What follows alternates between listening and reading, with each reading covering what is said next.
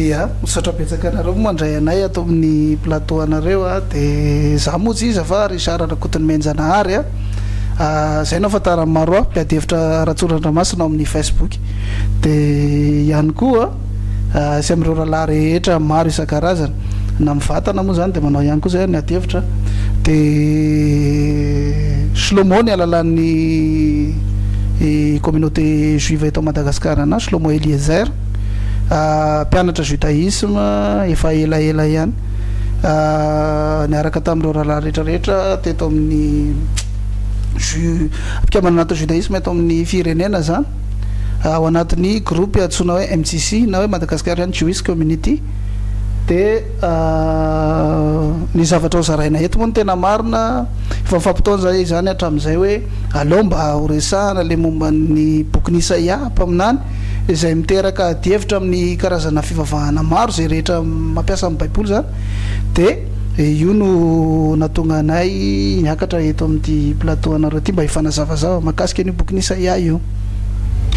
Miarabantsika ihany koa mpanaraka ny fandaharana izao indray dia Yehuda Makaby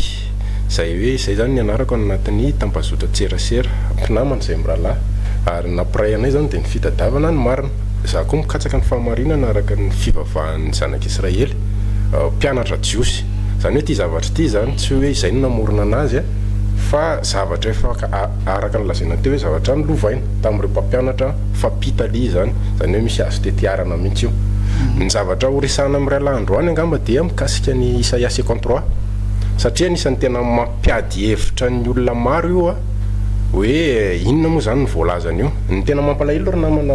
Risara dia hoe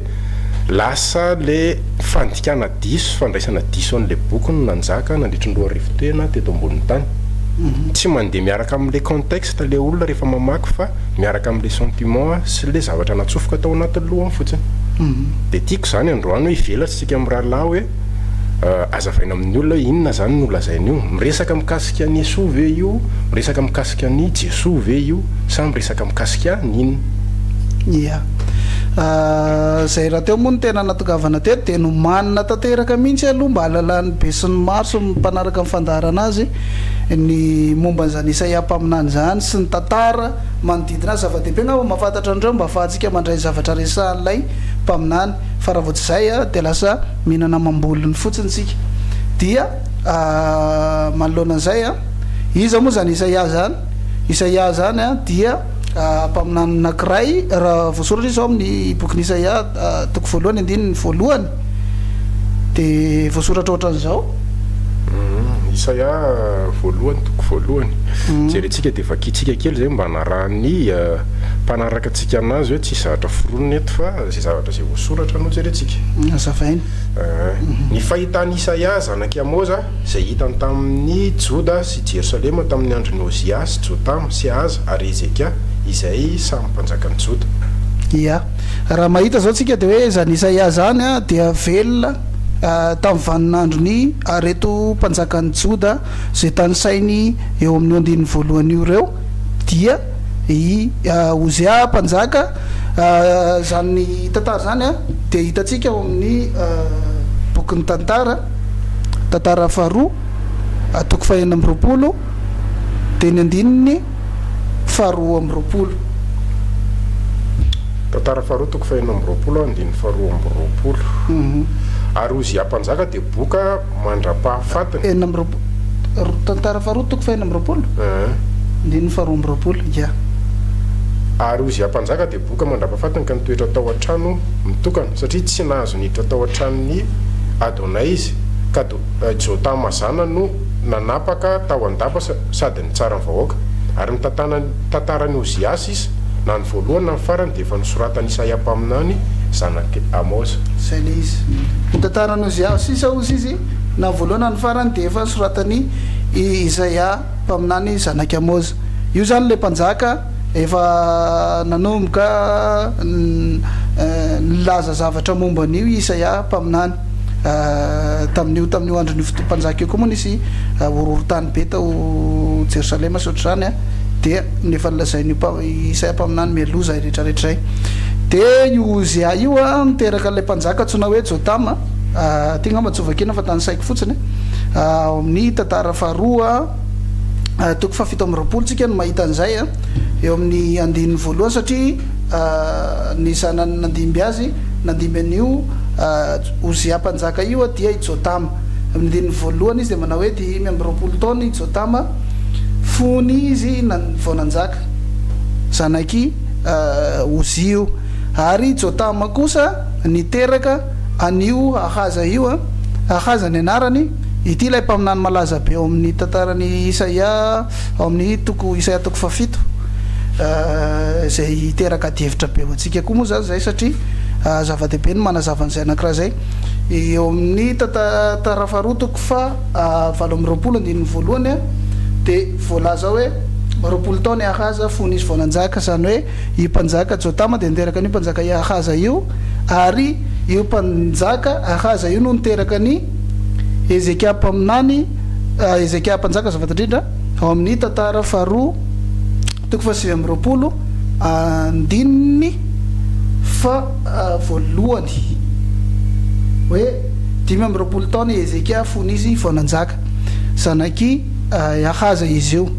ireo rehetra reo dia koa fantatsika fa isan'ireo mpanjaka taranaky Davida mpanjaka reo zany dia io Isaia mpaminany io ny makasika an'ireo mpanjaka reo zany no tena nyresana sy momba ny Israela tamin'izany vanim-potoana zany no zavatra resahany Isaia dia ny vonoina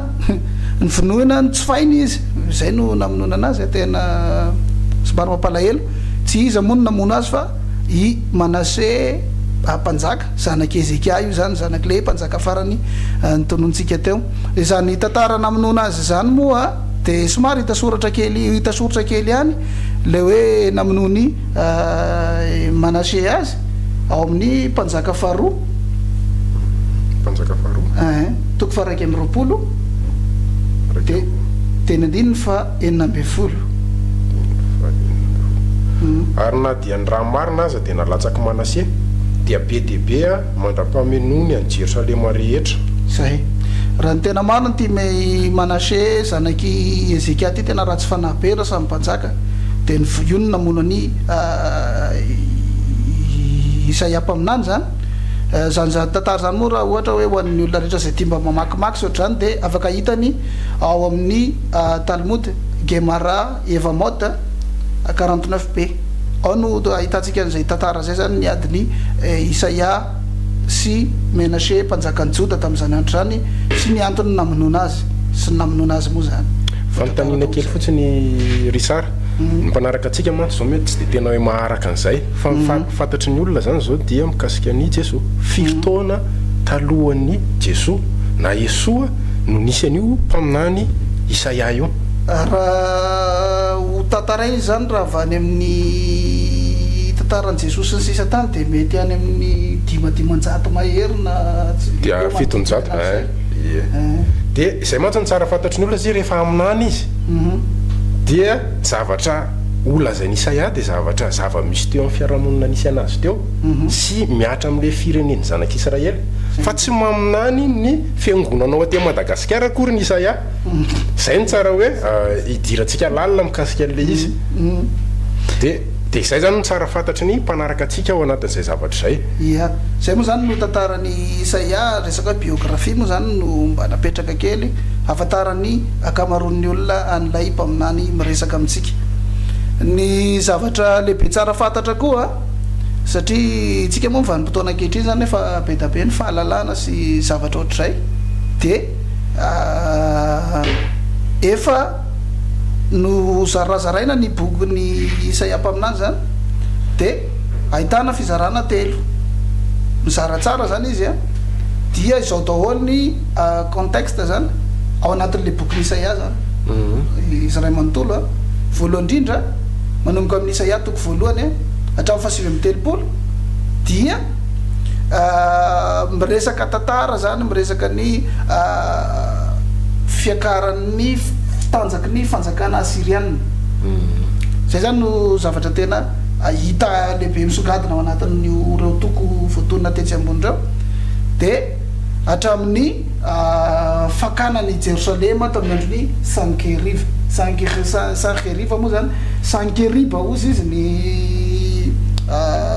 dikateny nataon'ny kristianina dia tsy iza fa mpanjaka anankiray izay le niezaky ny anao zay azahoanany Jerosalema mihitsy nandavonany fanjakan'ny mpianakavin'ny Davida zany tamin'izany fotoana zany ary zay ny lohahevitra voalohany ny lohahevitra faharoa zany hoe raha zaraina le miaraka amin'ny contexte moa zany fitena zany hoe hevitra rehetra manodidina le izy le tantara dia manomboka indray tsika eo amin'ny Isaia 7 hatramin'ny 5:10 dia miresaka indray ny fiakarany tanjaky ny Persiana izay nitarihan'ny Kirosy mpanjaka sy fanambarana ny faravan'ny Babilôna ihany koa ary ny fanjakana babilôniana zany sy ny fataperan'ny fahasesitan'ny Israelita tany Babilôna zay zany no zavatra tena resana ao anatin'ireo toko ireo amin'ny akabeany ary ny farany manomboka eo amin'ny bokin'ny Isaia 5:10 zafady hatramin'ny 5:90 dia miresaka ny zavatra isy ao Jerosalema sy ny zavatra ho avin'ny vahoaka Israela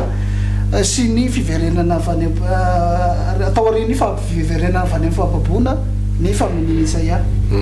ireo fizarana telo ireo dia tsy hoe tsika mirahalany namorona an'ireo fa reo le nanam-pahaizana hatramin'izay zany no nametraka an'ireo zay ny olona rehetra mpandalina ny baiboly dia nahita hoe mizara telo ohatran'izay ireo io bokin'ny Isaia io zay zany no zavatra iaraha-manaiky mila fantatry ny rehetra any atokantrano alohan'ny resantsika tena hoe amin'ny atsipiriany n'ilay bokin'ny Isaia mpaminany fantanina mipetraka manitikitika na ny mpanaraka ny an-trano any zao dia hoe nga Isaia tsy miresaka mikasika ny fiavian'ny Jesoa na Esoa indray satria isaky ny mampiasa baiboly ny olona dia mihindrana kely foana ny zavatra lazainy Isaia samihafa be le fomba fanehoan-kevitra mantsy ny fanehoan-kevitra araky ny olovaina araky ny fampianarana efa azony azotsika malagasy zany araky ny fampianarana sy ny fivavahana nampianarana teto dia reny ny fomba fanehoantsika hevitra fa ho an'ny zanak'Israely zay tena hoe tompon'ilay soratra masina ilay antsoina antsika hoe baiboly sy nandovany io zareo dia tsy toy izay ny fomba fampianarany zareo fa itiny zao tsy hoe ny jiosiany no manaiky an'le zavatra resaka ty fa na ny kristianina azy dia manaiky an'ity koa fa tsy haiko moa le groupe vaovao le hébreu sy le hoe mampiasapiasa hébreu le hoe manao Yesoa reny na manao manaraka an'izay na tsy manaraka dia zay zany tsara fantatra hoe Isaia ve no miresaka mikasika ny Jesoa sa Esoa izy zany satria mantsy ianao nilaza dia fizarana telo tsy hita tao taratra tao kory nefa anisan'ny tantaran'ny olona malaza be eto ambony tany ane zany dia ianao zao nanaran'ny olona teo hoe resaka Cyrus sy ny sisa ny fanjakana Persiana sy ny sisa ngatsy io olona io mantsy manana fanjakana ihany koa ngatsy voaresaka Isaia zay sa andao hidirantsika amin'ny rahalahy mihitsy mikasika ny Isaia 53:10 anisan'ny hoe toko anankiray zay faharan'ny mpivavaka amin'izao mariana aloha raha vakina za mantsy anisan'ny efa namaky an'izy io fa raha vakina au sens littéral le izy dia tsy mitantara anaran'ny olona tokana izy na tantaran'ny olona ray fa firenena ny resahany eo tsara ngamba hidirantsika amin'ny rahalahy dia ho asisitsika mihitsy le izy na ny contexte sy ny manodidina anazy mba hanarahany mpiaino anazy satria raha tsy mazava amin'ny olona io dia mitoy mandeha amin'ny lalany ihany ny olona dia verany amin'izay alehany ia raha mety aloha mialohan'ny atongavantsika amin'izay dia mamela ianao anoro an'le anoro any ilay hoe antony na tonga ireo contexte reo ohatran'izay satria zay ny bokin'ny Isaia dia sady mitantara zany hoe misy chronologie ao zany ana moa tena ny chronologie zany ohatrany hoe vanim-potoana miandalana zany sy tantara mifanaraka amin'izay ao anaty bokin'ny Isaia eny ary dia noho izay dia zay no nametrahana an'reto le contexte isaky amin'ny araky ny fizarana amin'ny tokony reo satria efa nodiniana le zavatra voasoratra rehetrarehetra ao iangaviana moa tsika rehetra ny atokantrano any mba samy amaky le bokin'ny Isaia hoe marina ve reo fizarandreo fa reo amy fizarandreo a dia ny manomboka ilay fizarana faharoa zany no tena resantsika satria ao no misy lay Isaia 53 resantsika de le contexte hoe miresaka ny fantson'ny fanjakana persiana izay netiny kirosy izay nitendreny ilay Elohe Israel na hoe andriamanitry Israely ho mesia dia ny fiakaran'ny fanjakan'ireo sy ny fahataperan'ny fanjakana babiloniana sy ny fiverenana avy any amin'ny fababona no tena resahana manomboka amin'ny toko 700 sy toko 550 ka voarakitra ao anatin'izay zany le Isaia 750 le tiatsika tena ho resahana ka raha ho resahantsika ary izy ohatray zany satria fa hitantsika le contexte zay ny contexte ny resahana zany ho amin'ny olona resa zay namaky nanomboka amin'ny toko ny boky Isaia zany de manomboka amin'ny toko 700 ka hatrao amin'ny 550 de afaka zaraina ohatran'izay lelay mena lohahevitra ohatran'izay zany satria zay no faritan'lay zavatra rehetra resahana ao ka raha ho jerentsika le mampitombona an'izay le contexte zay zany hoe ahoana moa no tenenina hoe fa zay marina ny zavatra ao de manentana ny tsirairay ny tokantrano sy isika rehetra de zay tia fantatra ny marina zany momba boky Isaia mamaky tsika manomboka amin'ny toko 700 hatreo amin'ny 550 eny tsy ho vitantsika moa ny amaky anazy tsirairay vakina le boky fa samy mamaky tsirairay ny an-trano de mampitahany le zavatra le résumé zany le fanafoezana omeko eto dia le fintina le fintina omeko eto dia samy mampitahany rehetra rehefa feo ka manomboka tsika ao amin'ny Isaia toko 700 aloha de zao zavatra hitatsika ao de misy teny fampiononana amin'ny vahoaka no ny famonjena zay efa hataony ilay Andriamanitra mpamonjy azy ireo zay zany no resahany voalohany ary miresaka koa izy hoe hangonina sy andrasana ny ondry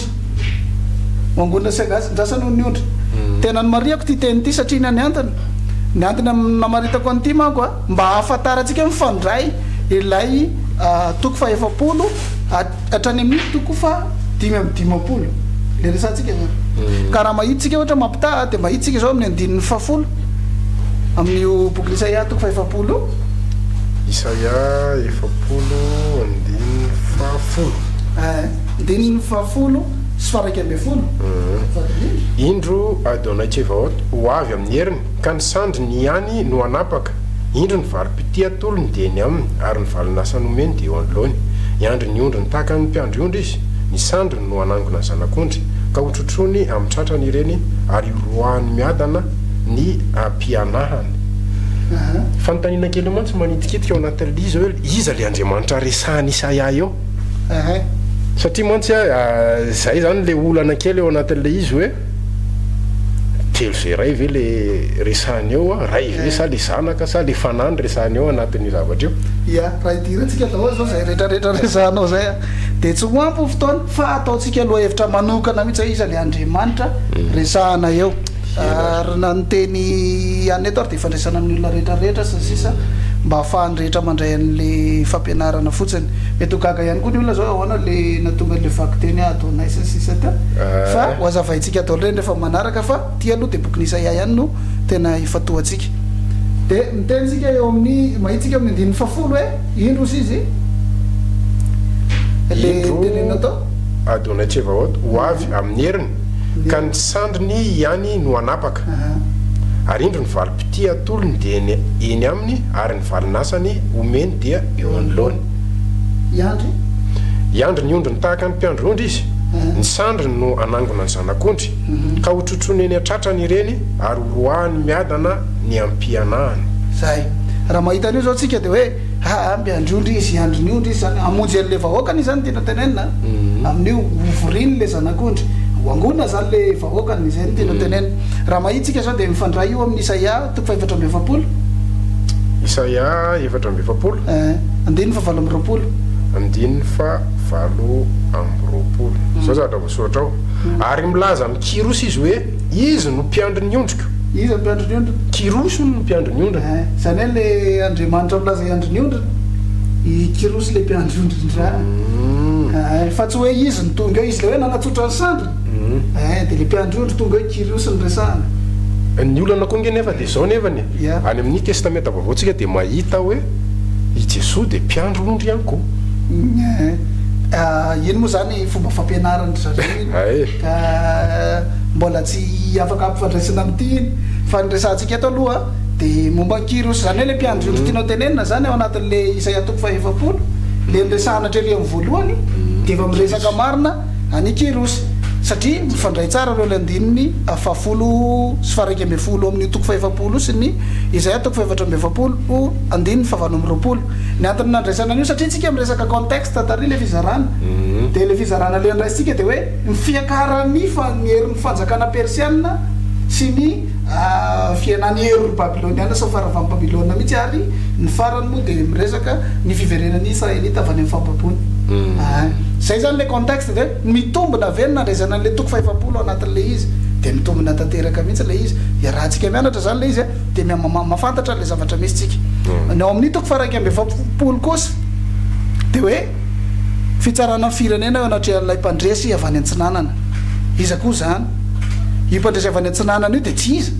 eo amin'ny 2 hitantsika an'izay 41 Isaia 7 iza no nanaitra avy any antsinanana ilay momban'ny fahamarinany tamin'ny diany rehetra ary nanolotra ny firenena eo anatrehany ka nampanapahany ireo mpanjaka iza no nanao sabany ho tahaka ny vovoka ary ny tsipikany ho tahaka ny vodivary voapoaka io le hoe zavatra ny tainy avy any antsinanana dia hoy izy tsika hoe inona koa nydika zany ina didirana zany fa rehefa mamaka ny tantara amin'ny io tsika dia mahita tsika zao ny 15 amin'io ihany koa 15 nge vakitsika kely nanaitra ny anankiray avy tany avaratra ka tonga izy dia ny anankiray avy amin'ny fiposahan'ny masoandro izay antso ny anarako ary anosihosy mpanapaka tahaka amin'ny fanosihosy feta izy ary tahaka amin'ny mpanefi vilany miosy tany manga zay eo zao tsika miresaka indray hoe misy anankiray izy avy any avaratra ny tairiny izy io rehefa mamaky ny tantara ianao dia mafantatra tsara hoe ny avy any avaratra dia tsisy afa mipajaka amin'ny babilona ao avy eo avaratra Israel iza ny avy any antsinanana iza ny avy any antsinanana avy any amin'ny fiposahan'ny masoandro ny tsara fantatra moa zany Kyrios zany mpanjaka amin'ny persa zany Iran amin'izao fotoana zao zay marina tsara mpianarana mpanaraka atsika ny zavatra zavaitsika zany dia ampifandraisitsika amin'ny réalité fa tsy hoe zavatra maniditsidina akory dia tsara zany fantatritsika mpanaraka hoe ny avy any avaratra dia milaza ny mpanjakany babilona fa ny avy any antsinanana dia Iran zany resaka Iran sy Iraka zany resakitsika eto ho antsika zay mbola tsy maharaka ny tena marina zay le izy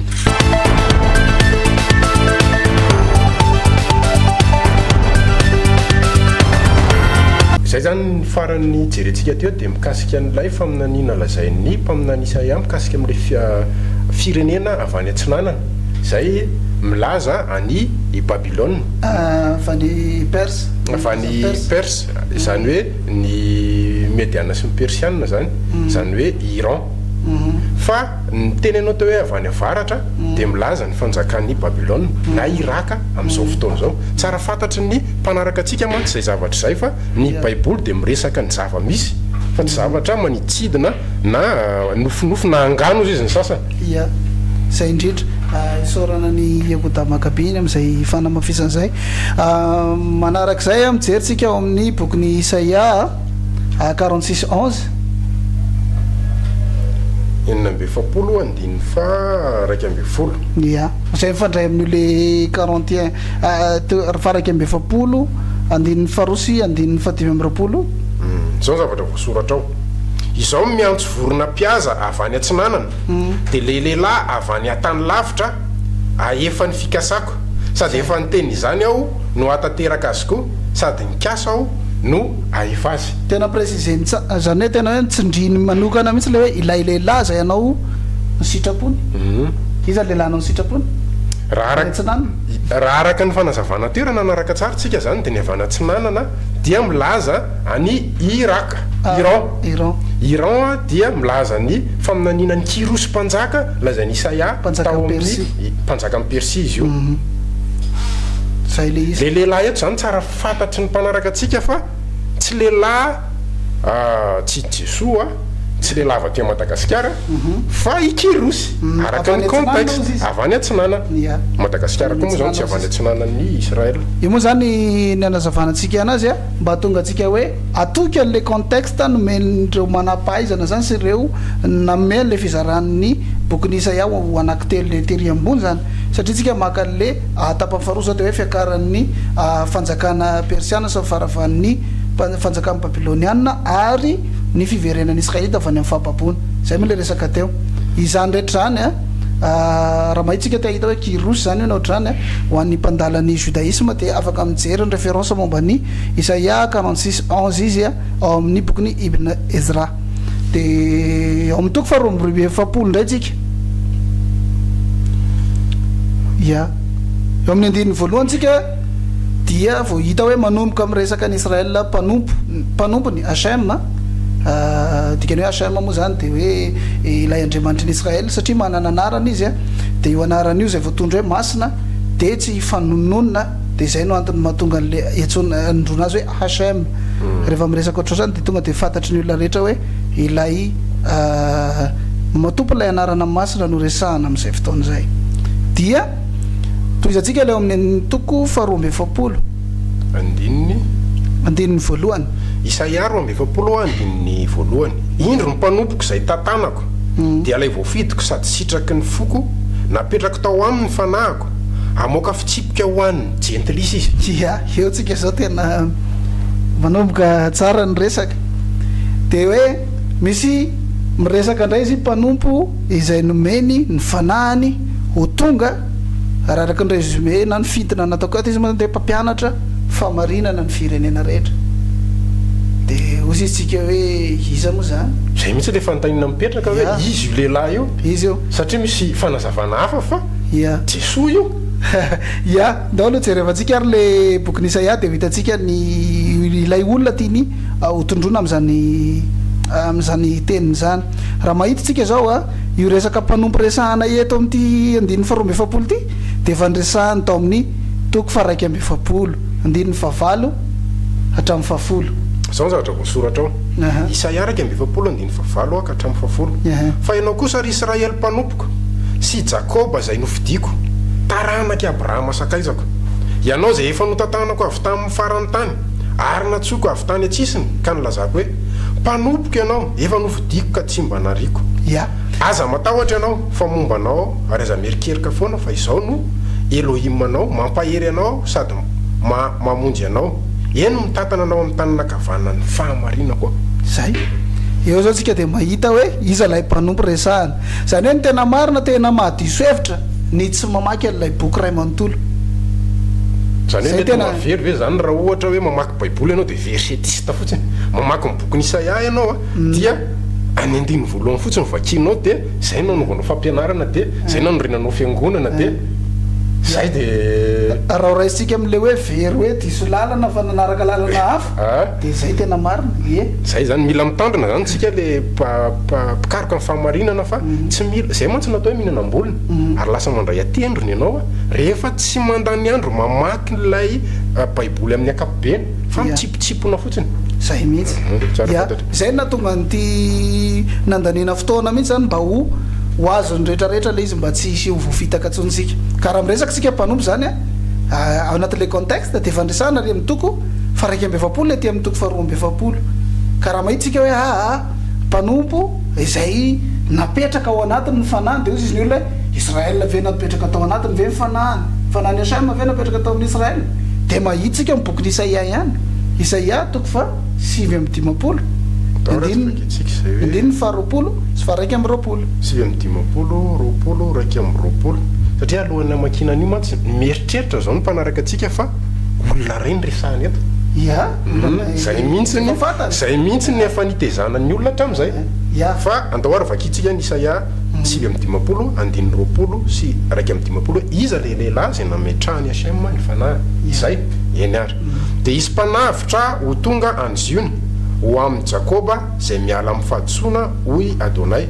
raha izao de izao ny fanekeko aminy hoy Adonay ny fanahiko zay ao aminao sy ny teniko zay nataoko ambavanao de tsy ala amin'ny vavanao na mivava ny taranakao na mivava ny taranaka mitaranakao hatramin'izao ko mandrakizay mazava izy zany Jakob zany Jakoba dia nahazo anarana hoe Israel taty ariny zany hoe Israel zany dia ino no tenenina samy mamakasika anazy hoe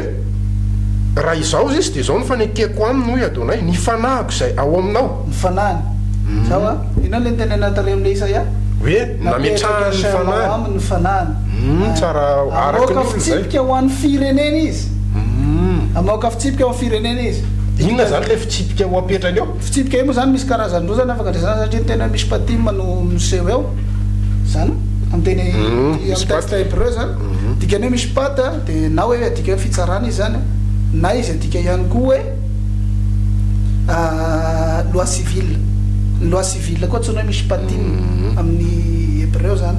dia zay zavatra anao zay tsara fantatra fa eto aloha dia nanome nidikan'le hoe amoaka misy patime ny araky ny tradition juive zany ao amin'ny Ibn Ezra amin'io Isaia 59 zafatadritra ao amin'io Isaia 42 io a dia miteny tsara zareo hoe tonga mpampianatra famarinana amin'ny firenena Israel inona vavolombelona zany efa vakitsika teo ihany bokony Isaia ihany no mamaritra azy hoe inona Israel dia ny fanahany Hashem napetraka tao aminy ary ny teny koa izy zay ao am-bavanao dia tsy ala ny vavanao na mivavany taranakao na mivavany taranaky ny taranakao hatramin'izao koa mandrakizay zany hoe mitombona le interprétation hoe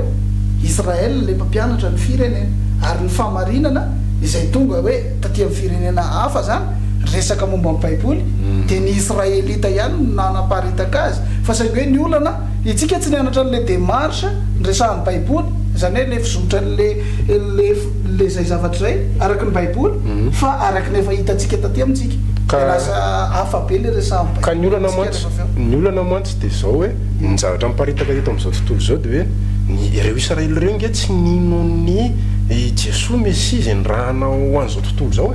dia zany hoe lasa nesorona tamin'ireo izay fifidianana zay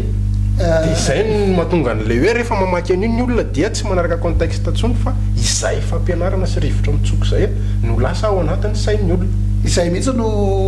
ataon'ny olona ankehitriny fa izao fanazavan'izao kama dia inoko fa mety mba atonga ny hafa hiezaky ny amaky baiboly amin'izay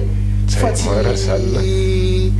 hitompo teny fantatra amin'ny olona mampianatra sy miresaka fotsiny fa mba tonga antsika tena maky tena hianatra ho inona le voalava ary fanamarina kely ao anatin'le izy hoe izy ampianatra fitsipika ho anjentilisa tsisy ifandraisany amin'ny resaka loano ahita ve zany izy io misy ifandraisany ka zay indrindra mihitsy zay mihitsy le izy satria ny tena marina raha mahita tsika ne ny mpaminany rehetra tamin'izany fanompotoany zany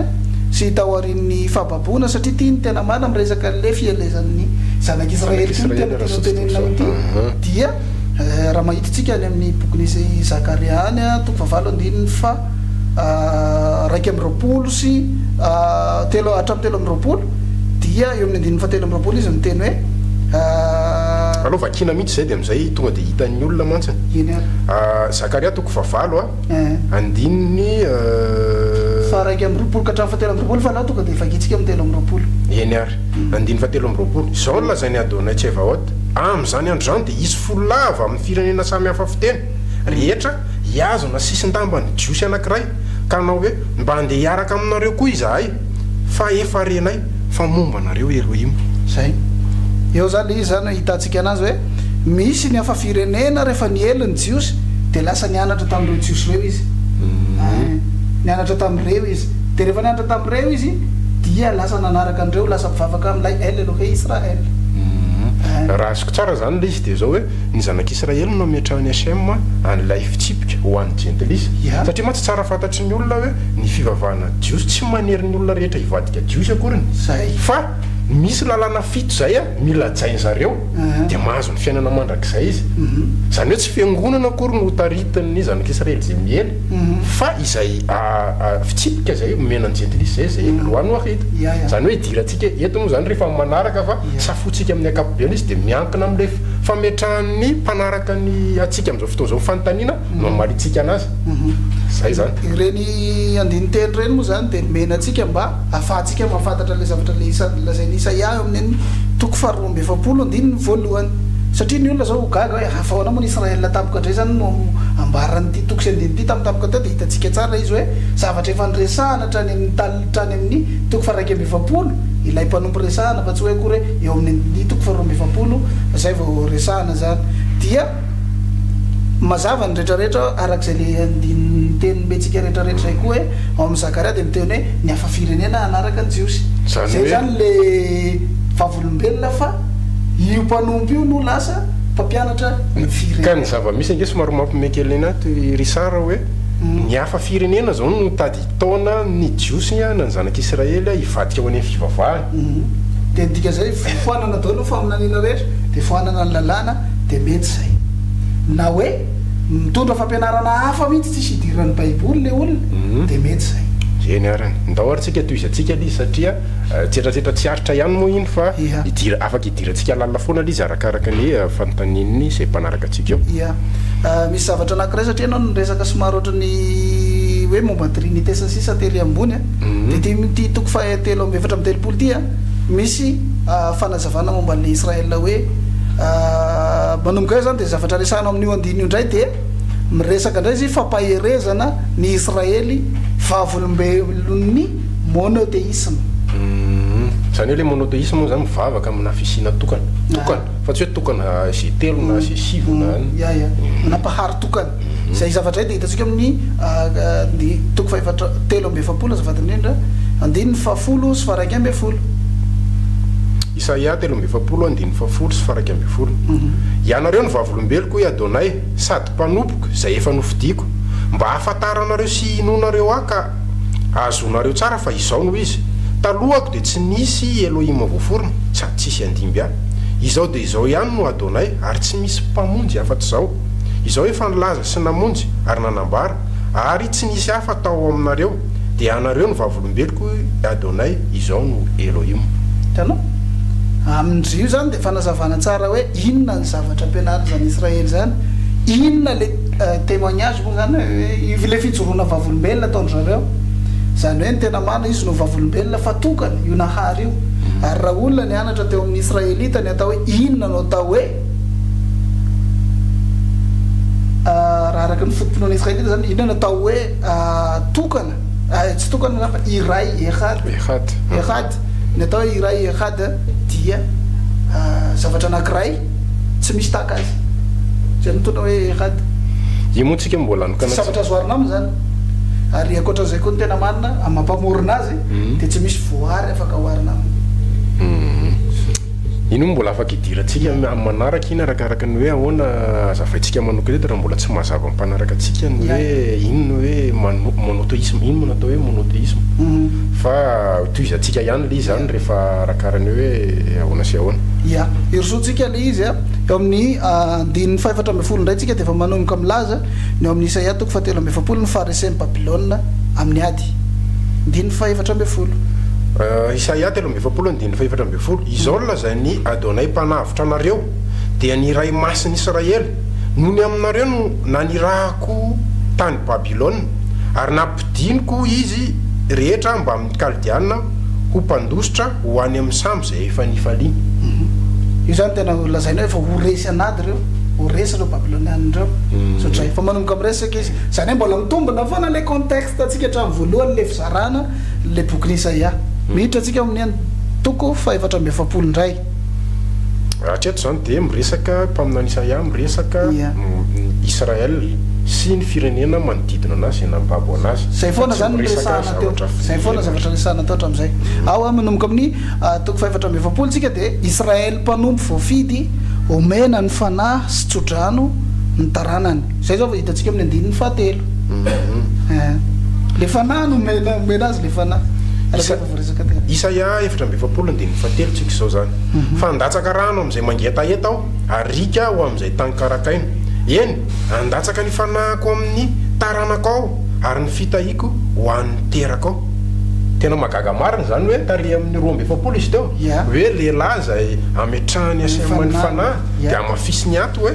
Israel akaika le izy tsy lehilahy ny teneny fa mpanompo azafady mpanompo dia zay zany nyteneny hoe amafisiny ato zany izy hoe hatramin'le mpanompo sy ny tarana kaiky zany no ametrahany anazy am'le fanahy io ia mazava tsara ohatran'izay le izy de ary miteny ndray izy a eo amin'ny andininy fa 1 sy fa 2 hoe avela ny heriko ny israelita noho ny amin'ny fanompony tsampy sa sisa zany izay moa zany ny contexte manodidy resaresany rehetrarehetra amin'ny akapobeny ao de ho avela ny heliny sy ny fahotany zany amin'ny resaka sampy sa sisa ny fa 1 sy fa 2 aloha vakina mihitsy ty satria tena ilaina be le izy hoe Isaia 4:7 andiny fa 1 sy fa 2 tsarovy zany ry Jakoba dia ianao ry Israely fa mpanompoka ianao noforomoka ianao ka mpanompoka tsy ho adinoky ianao ry Israely eo izao efa nandevona mifatsonao tahaka ny fandevona zavona ary ny fahotanao tahaka ny rahona ka miverena amiko fa efa nanavitra anao zay zany hoe le zavatra resahany eto zany a ny zanak'Israely zany tsy voatery hoe iny olona zay vovela amin'ny fahotany na zay vo avitra izy ary le mpanompo ny resahany eto mazava be fa Israely zany hoe tsy very zany Israely raha tsy mino an'le zay inony ny hafa firenena tsy tena mbola ireny moa zany zavatra tsy mbola existe akory tam'izany de tsy resahantsika akory fa famonjena teto tonga de mena maimaim-poana tsy hoe maimaim-poana fa misy antony namezana azy zay mbola ho resahana eo daholo le izy rehetra hoe zavatra resahana ia mandeha indray tsika eo amin'ny andininy fa 4 sy fa 9 de manomboka amin'ny resaka ny kirosy am'izay Isaia mpaminany andao raha hovakitsika le satria tena zava-dehibe foana ity izany 4:7 andiny fa 4 ka hatramin'ny fa 7 ary mahatony teniny amin'ny mpanompoko sy matateraka ny saina atolotry ny hirako ary manao amin'ny Jerosalema hoe onenana ianao sy amin'ny tanana amin'ny Joda hoe atsangana ianareo ka mboariko izay rava eo ary milaza miralolalina hoe takana fa ataoko takana ny oninao ary milaza ny kirosy hoe izy no mpiandry ny ondriko ka izay rehetra sitrako rehetra dia ho tanterahany ary izy anao amin'ny Jerosalema hoe atsangana ianao ary amin'ny tempolo hoe ahorona indray ny fanorenanao ia tsisy fitaka mihitsy zany le zavatra nyresahantsika sy le contexte treny amboalohany hoe zay le resahan'le bokyny Isaia de fantanina kely manitikitika indrindra ho amin'ny mpanaraka le mpanompony ve zany a ikirosy ve tafiditra ao anatin'le mpanompony tsy tafiditra anatin'le mpanompony satria le mpanompony ay tsara fantatry ny olona mantsy zay hoe izy zany mpiandry an'le ondro zay nalefa tany aminy tany Babilôna moa zany tena mara ia dia mitoy indray tsika amin'ny toko fa 5:7 ny andininy voalohany de hoe ikirosy izy de voaositra entina mandresy firenena sy analana bararaka mpanjaka zany noho ny amin'ny Israely zay no voalaza amin'ny andininy voalohany ka hatramin'ny fa 4 vakitsika zay ia sy de misy ao koa ny filazana ny mahatsinitsinina ny sampy zay zany no tena resahany amin'ny ankapobeny Isaia 5:7 andininy voalohany izao no lazany Adonay ambohosina dia ikirosy zay notantanako tamin'ny tanana kavanana mba handreseko firenena eo anoloany sy hamaky ny fekibon'ny mpanjaka mba hamoako varavarana eo anoloany ka tsy rindrina itsony ny vavahadiny ia ohatran'izay le voalaza amin'ny Isaia 45 raha manohy moa tsika zany mamaky an'le izy de mahita hoe fitenenana hoe tsinitsina resaka samy sesesesay ty moa zany raha idirana kely marina ao anatin'le izy de hoe mandresy mpanjaka eo anoloany sesese zany hoe izy zany kirosy zany no nandresy amin'ny Babilôna zay tsara fantatry ny olona matsy zay tsara fantatry ny olona zay izy nandresy ny mpanjaka amin'ny Babilôna satria matsy tsika raha ohatra hoe indrindra ho any arina any mbola resaka ny bokin'ny Daniel milaza an'ilay firenena efatra zay nababo any zanak'Israely Babilôniana ny voalohany de efa avy eo ny Mediana sy ny Persiana de leo amin'le Mediana sy ny Persiana nisy any kirosy zay nandresy amin'ny Babilôna zay le faminanina resahany eo amin'ny Isaia 45 mitoy antsika zany a toytsika eto de eo amin'ny toko fa 4:7 ndray izy de milaza fa ho babo ny Babilôniana amin'ny andininy voalohany sy faharoa no misy an'izay andonge vakitsika zay Isaia 4:7 andiny voalohany sy faharoa mangozozo bela efa miraiky nebo ny sampony dia nampitondrain'ny biby folahana sy ny biby fiopiny ny zavatra fitondranareo dia asampoka tonga hita mavesatra amin'ireo biby reraka miraika sy mangozoozy avokoa izy ka tsy mavonjy ny entany akory fa na dia ny tenana azy dia lasa kobabo koa ia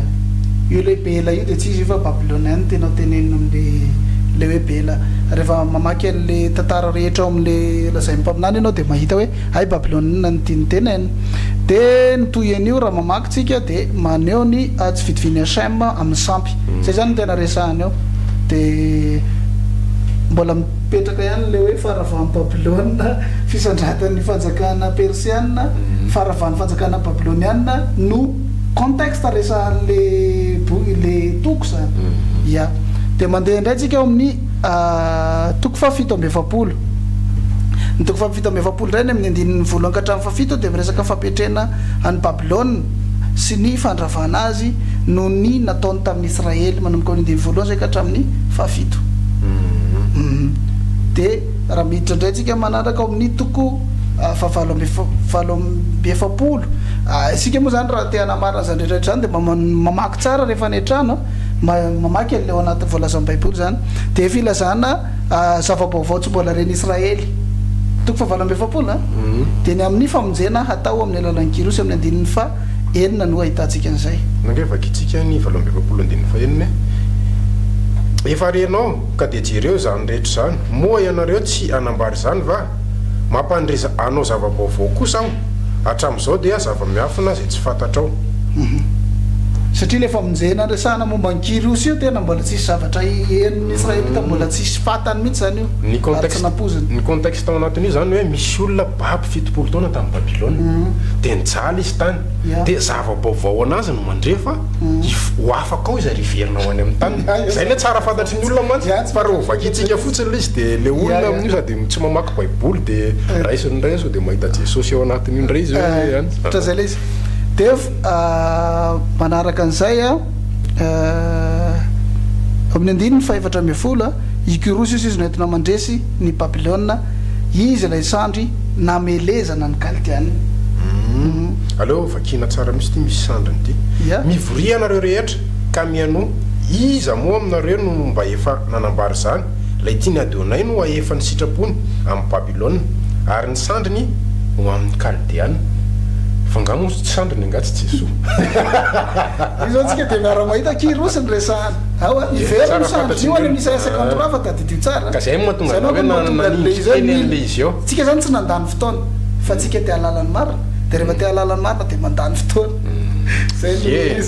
ia mianatra de ny andininy fa 7 amby efapolo am'izay mbola manamafy izy ny firesahana zafady indrindra